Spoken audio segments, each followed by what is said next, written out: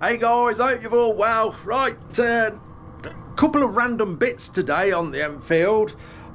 Just finalising a couple of small parts on there, and I've been also doing a lot of thinking about the engine, how I want it coating, because obviously when it's coated, it's a right pain to change anything. So I've been making 100% sure that my decision is right on that, because I want some of it in the texture and some of it smooth.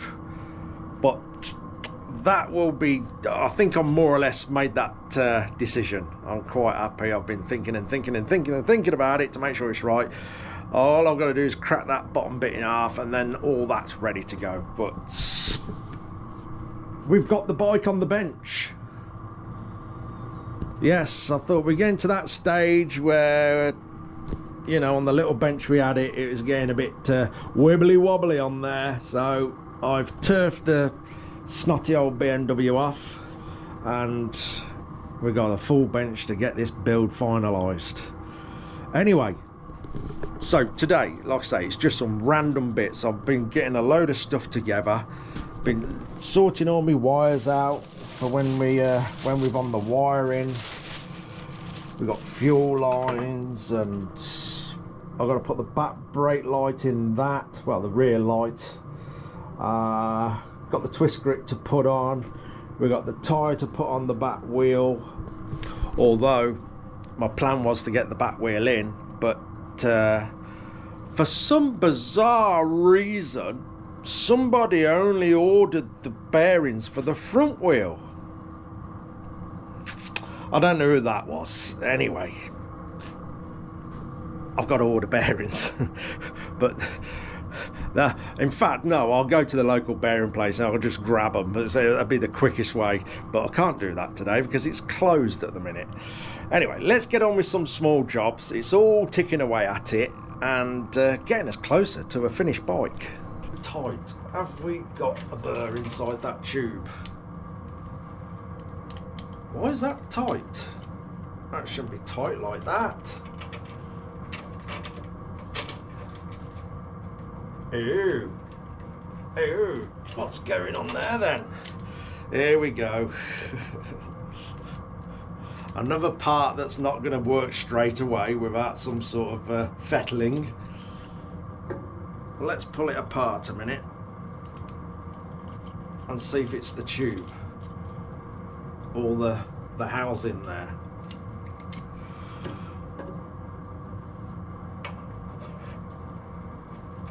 Yeah, it's the tube. What's going on there? Oh, please tell me the tube ain't out of shape. Right, let's put that on to where it's binding up, twist it, which should give us some telltale marks on the inside, and we'll see what's going on. Ugh.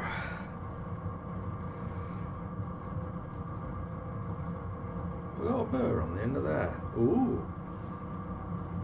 Is it the end of that? Funny how it's only doing it part way down that tube though. Yeah.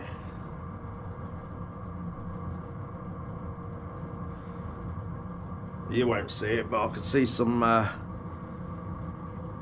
scratches down there that seems to be coming from the end of the bars. I can't see it being the bars because that goes down there nice till it gets to there. So it's got to be a misshape inside the tube.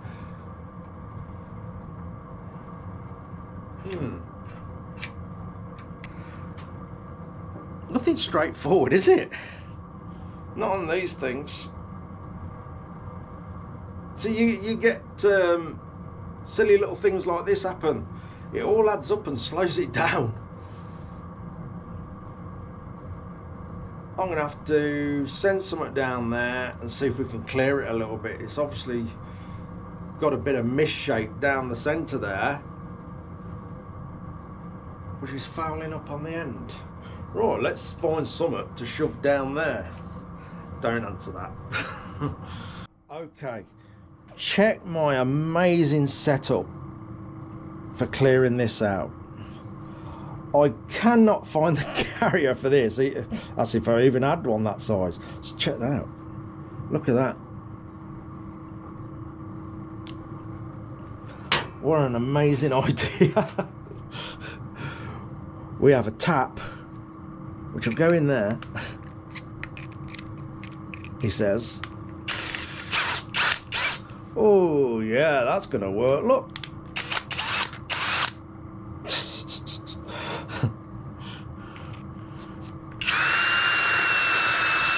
Clear that out a little bit.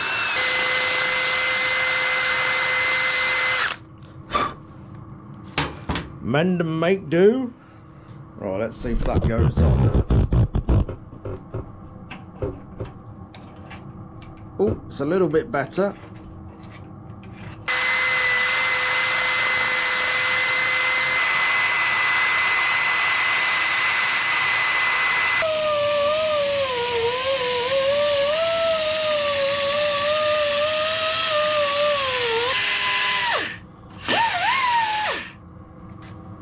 Should have my glasses on, shouldn't I?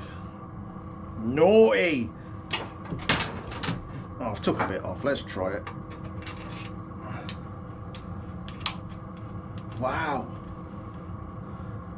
Who would have thought fitting a twist grip would be so hard?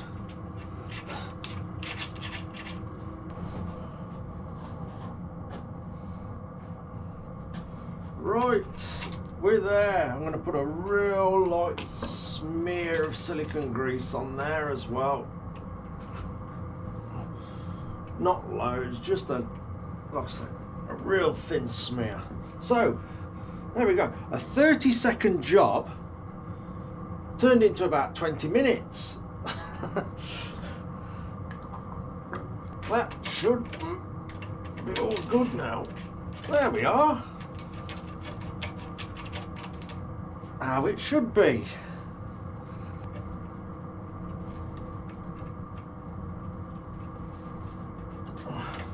There we go. That works fine. Let's undo that a little bit actually so we don't scratch the bars.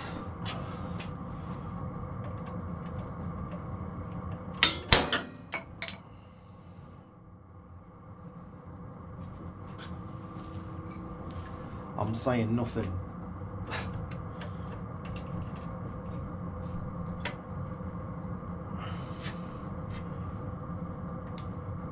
About there. Again, this will be all set up, obviously sitting on the bike, and whoever ends up with the bike will probably want to chop and change a couple of little bits and adjust things. I don't know.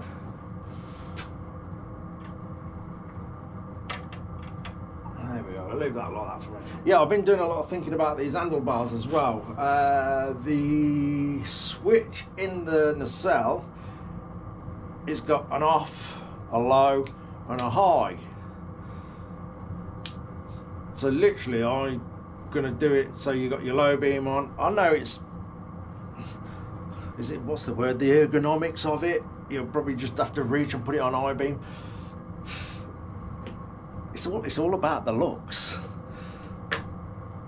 So I was going to try and leave, because some of the classic switches are quite lumpy and cumbersome, the high and low beam. I've got to think about the indicator switch, see if I can do something that sort of reduces the bulkiness of that. I've got this little switch here. I've just got it to think about. I might do it, I might not. So I can sink that into the handlebars and that be a horn. Beep beep. Nice and discreet. I think I've put one of these on one of them before or something. I don't know. So it's got that little shaped washer at the back. I don't know if you can see that. That sort of wraps around the handlebars. So you just drill and tap your handlebars and pop that in. Bit of Loctite. So I might do that as the horn. Like I say, trying to reduce the clutter down on the handlebars, because we're going to have the choke lever on there, and a decompressor lever. They don't look bad. It's you know, they give it a bit of a classic look because they should be there. But I'm going to try and reduce the switches on there. Again, something I'm thinking about while my hands are doing other things. I'm at that stage where I am trying to think a lot out. Let's put the backlight in that number plate. Right, moving on. I've saved you from the pain and the comedy of me trying to get these tiny fixings in here. Come on, last one, just about there.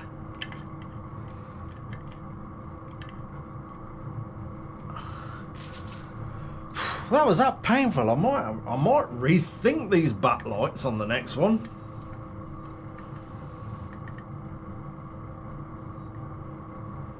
Phew! It's in at last. Please tell me all this is going to go nice and fit. Which way does that go? Yeah. Is it that way? Is that right? Like that. Yes! There we are. That was quite a thing.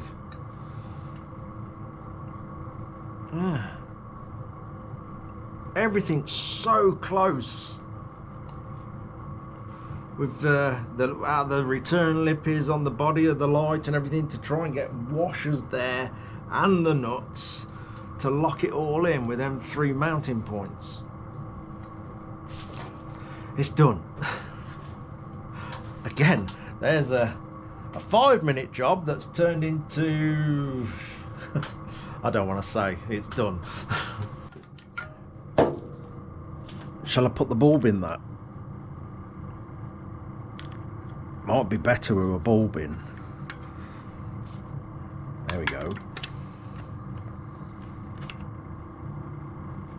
No, that's not in. Why do I make stuff so fiddly? There we are. Done. Right, I'm going to get the tyre on. Bit of leverless tyre stomping.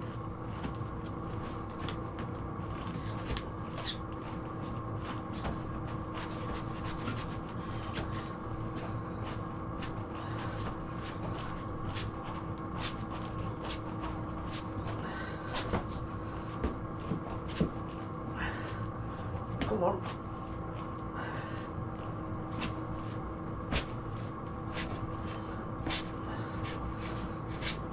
And we're on. Whew.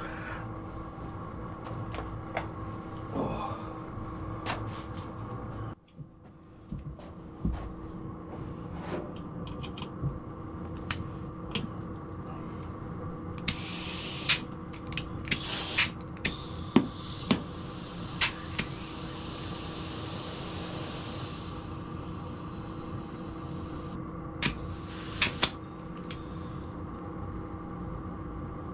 Get a bit of a white round.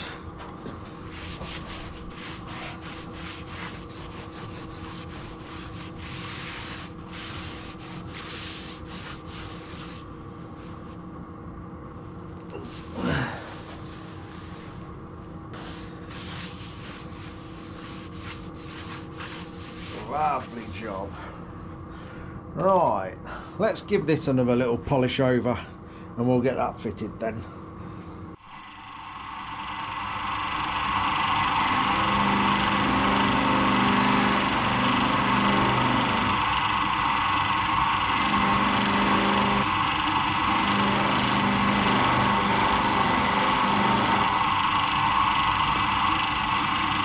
That's better.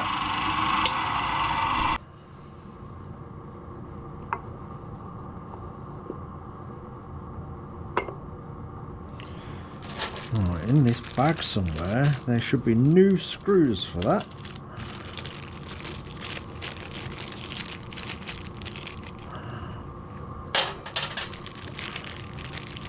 That looks like one of them.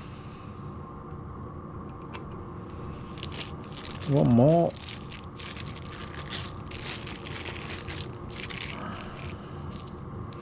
And that one.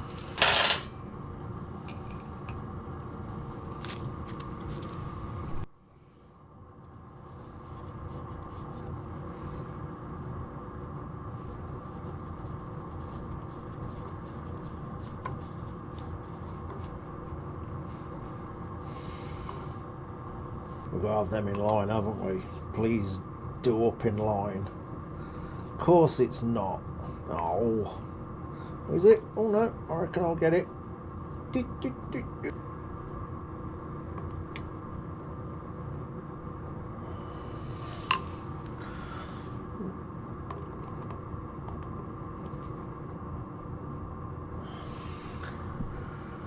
That's it. Happy with all that then. That's looking good. Okay, next I'm going to do the rear brakes, build the shoes up on the brake plate. So yeah, all these little jobs really do soak up some time, but obviously they've got to be done, so we've just got to plough through them. So yeah, got the plate there. We've got all these little bits to put on, all new fixings, so yeah, I'm going to do that next. So, get this on first. For that we've got two different fixings. One is slightly longer, so that carries this spring. If I remember right, that goes in the front one.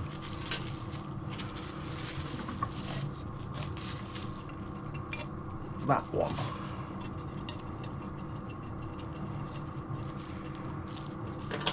And the short one in there.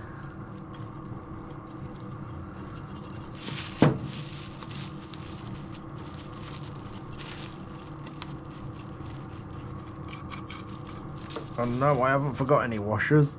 They don't have washers. Yeah.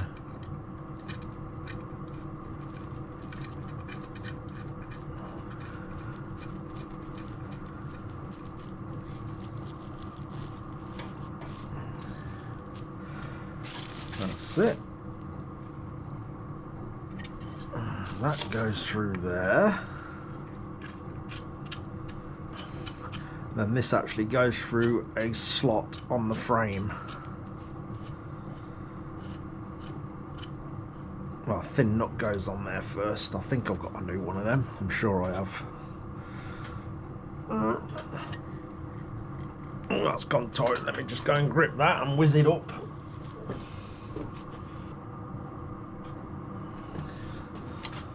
There we go.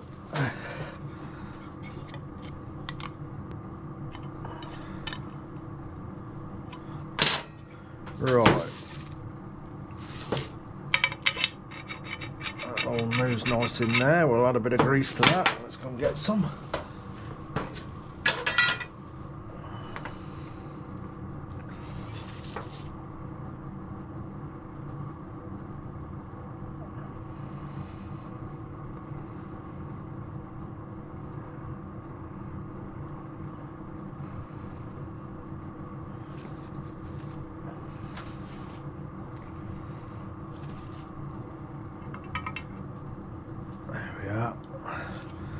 Just wipe any off the back there.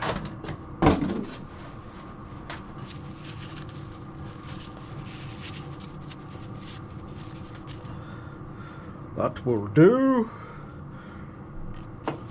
Right, let's see if we can get them shoes on without fishing the tool out for them.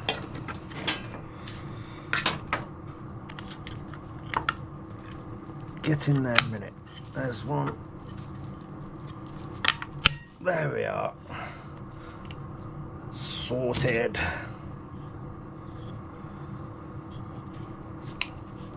That's all sat in there. Right, let's find the nut for that. So that nut goes on there. Where's the other bag? Where's the other bag gone? I've just got to double check because there's a spacer that sits here that's exactly the same thickness as that nut. Well, should be. So let me find that spacer before I go and whiz that nut up. Yeah, this one right in front of me. Shall we try that? So yeah.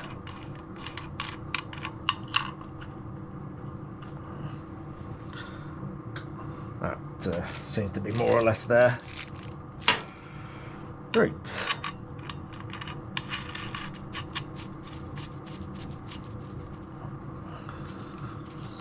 Put that out in a minute. So it all starts looking nice and fresh with all the new fixings.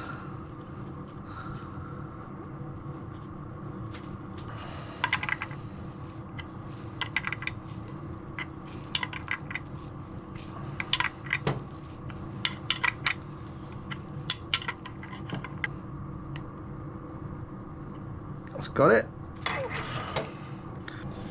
Right, I've gotta put it into reverse gear a little bit. It turns out I have got these the wrong way round. So there's a couple of things to change.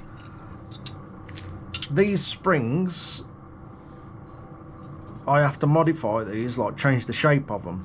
And I've obviously started this one, but I haven't put it round enough because I can't think now. This brake plate sits differently in these hardtail frames to what it does when it's in a swing arm. So yeah, I've got to sort that out. Anyway, let's make life a bit easier and quicker and put the little brake shoe spreading tool in.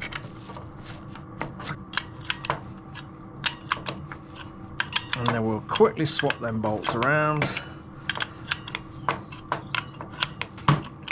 and adjust the spring a bit more to suit. Is that enough? A little bit more.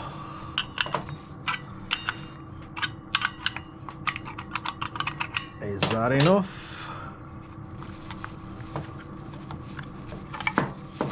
It's getting stuck. There we are. That's it. That keeps all that together. We'll swap these around.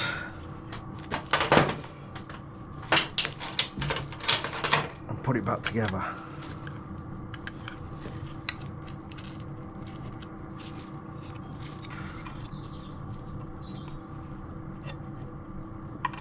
There's plenty of people out there that obviously are clever with the editing and make out they're perfect and all that. I'd rather make out that I'm slightly stupid and share these things.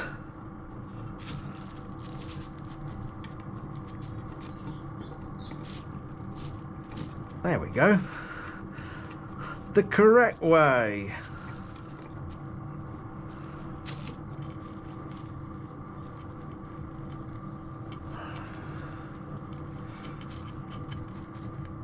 And what we've got to do, we've got to get a bit of heat in that spring and bring it round a tiny bit more. Then we'll paint it up again. Put that back on.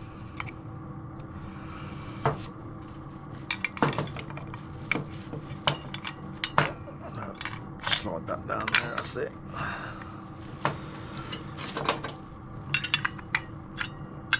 Tension off.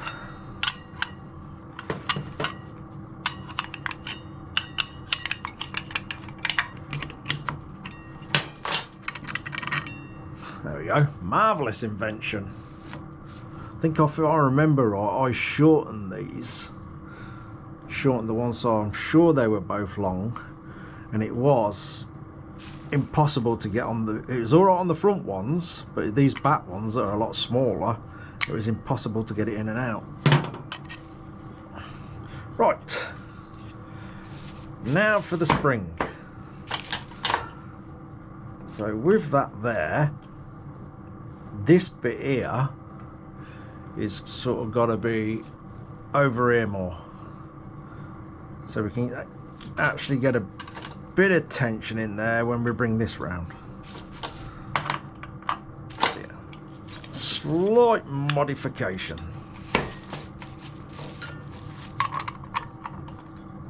Let's just put that on and see how much I want to come round with it. Yeah, fair ways.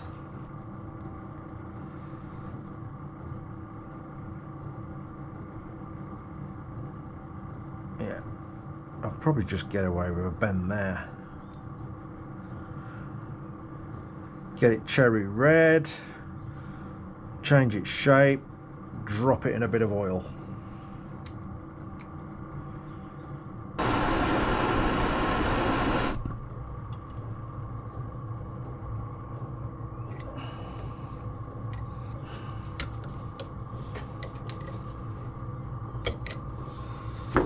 That should be better.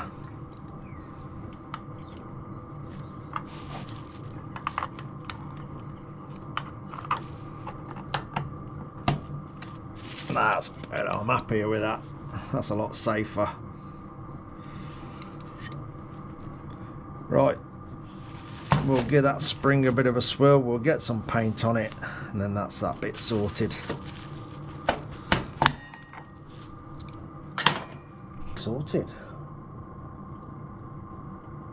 One painted spring.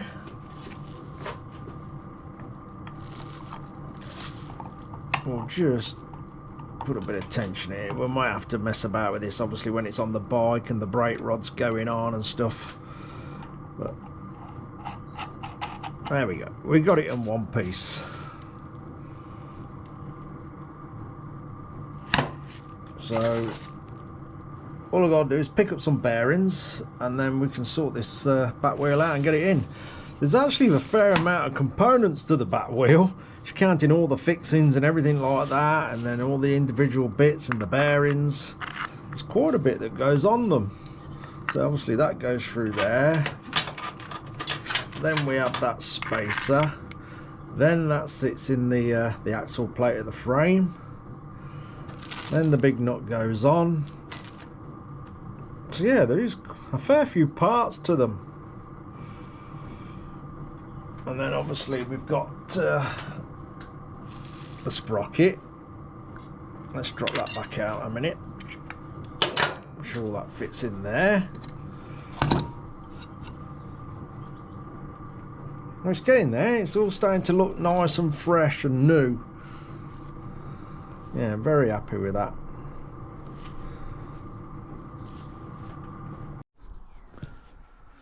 Okay, I think that'll do me for today. That back wheel's just resting in there, by the way, but we are getting closer to having sort of the rolling chassis frame, or whatever you want to call it, sorted. But yeah, all that's ready to go. We've got all components cleaned up and getting there. Obviously we had a few issues with little bits and bobs. That's normal when you're doing a fresh build. But it's been a long day. It may not seem like I've done a lot, but I've also done quite a bit off camera as well. Well, I sort of probably won't include it in. I did film bits, but I probably won't really include it because it's just cleaning and dressing things up, making sure everything's all right with the engine. I've gone over and over and over and over that engine stuff many times, just making sure I'm 100% good. Because yeah, I want it right straight away. All I've got to do with the engine now is crack the main lump in half. Everything else is all ready to go, all separated with textured finish and smooth finish. So yeah, that's going to be gone. My day's not finished yet. I have got to go and have a shower, have a bit of dinner, have a bit of rest. Midnight tonight, I'm jumping in the van, flying up to Scotland. Well, not flying, driving. Driving up to Scotland, sorting something out, and driving straight back. About 650 mile round trip thereabouts. Yeah, up, done, back, and getting on with everything. So yeah, it's gonna be a long day. I suppose that's 2 days really. But yeah. Next, we're just going to keep plodding on, keep getting it all together, keep pressing forward, I guess. There'll soon be the next lot of stuff to order, especially for the engine. I've got to get the engine order list together. There probably is going to be not downtime, a bit of time where I am waiting for stuff. But what I'm flying up to Scotland for and back is sort of a very quick project. As I said, loads of things go on behind the scenes. You know, you only see sort of a snippet of bits that I do in here. I may film this one.